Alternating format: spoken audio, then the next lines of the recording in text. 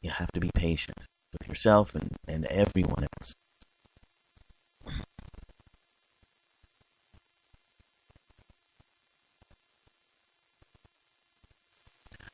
And it may take some time to begin to, gain your feet again, but you can.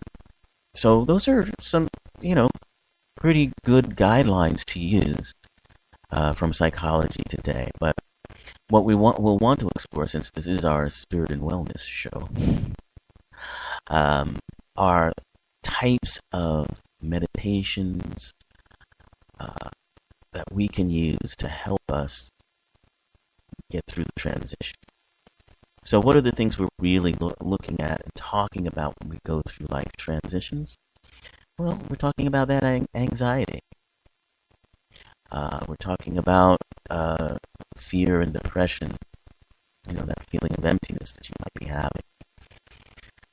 So those are the areas that you target. And anxiety meditations probably are the most powerful for this sort of thing. So next week's show is going to be all about those kinds of meditations. We're going to go right into them. Unlike how the show usually works, where we talk about different things, perhaps in the news or topics of interest, we're probably going to just jump right into those meditations. Give you a couple of choices, and hope that they are helpful for you, and hope that they're helpful for me, because I can certainly use them. Okay, so that's our life transitions. Now, I did want to talk about one thing today that's in the news that you might want to be aware of. You may have heard about it already. There's apparently problems with romaine lettuce out there, and I wanted to talk a bit about that while I find the information here, because there seems to be a rising E. coli count in romaine lettuce. And I've heard on the news that they're advising that everyone's just stay away from romaine lettuce, bagged or any other kind of romaine lettuce. So let's see if we can find some more information about this. At least 98 people in 22 states have been sickened with E. coli infections believed to stem from eating romaine lettuce. The U.S. Centers for Disease Control and Prevention has traced cases to lettuce produced in Yuma, Arizona. Yes, that's it, Yuma, Arizona. That's where it's coming from.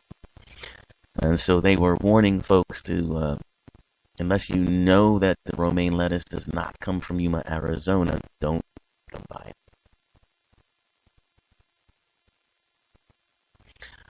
And the CDC says that there really is no way to identify the source. So you shouldn't take the risk, apparently. Now, if you've eaten romaine recently, if it was contaminated, it can take 1 to 10 days for those symptoms to develop. Apparently, one reason the leafy greens can be responsible for E. coli outbreaks is because, unlike other foods, they can't be subjected to the high heat that's used to kill the foodborne pathogens.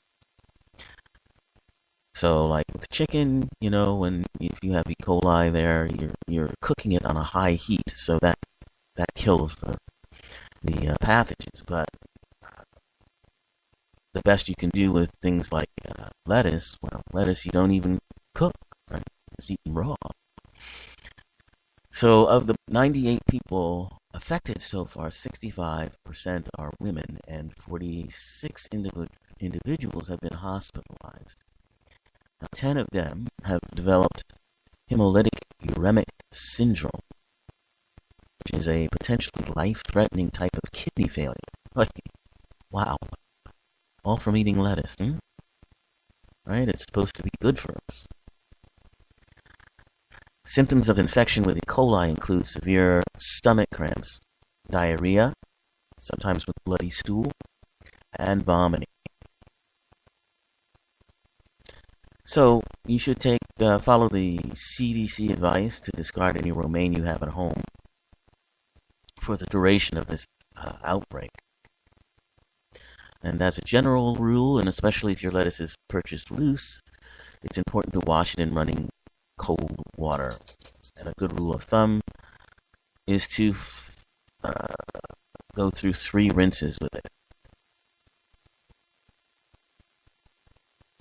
So it's not a bad idea to do this for lettuce that comes in sealed packages as well.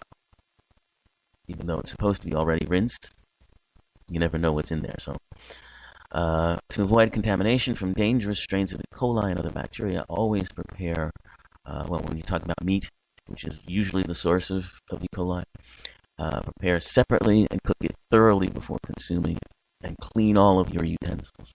Those are the general things that we do with any E. coli outbreak. So watch out for that romaine lettuce. It could give you some serious trouble. Unfortunately, we live in a world where those kinds of things are happening more and more. And we have to know how to protect ourselves from such things. And thank goodness for the information that we do have that can warn us ahead of time. But even so, if you should run into some romaine problems, you can, certainly see a doctor quickly. And sometimes our own innate healing abilities can kick in and help us when we seem like we're at the mercy of outside forces, which of course we never are. But that's more of my belief and philosophy than we have time for right now. So for now, we're going to have a slightly shortened show today, but that's okay. Next week, we'll really get into the meditations we can use to help us through life transitions. Until then, hang tough.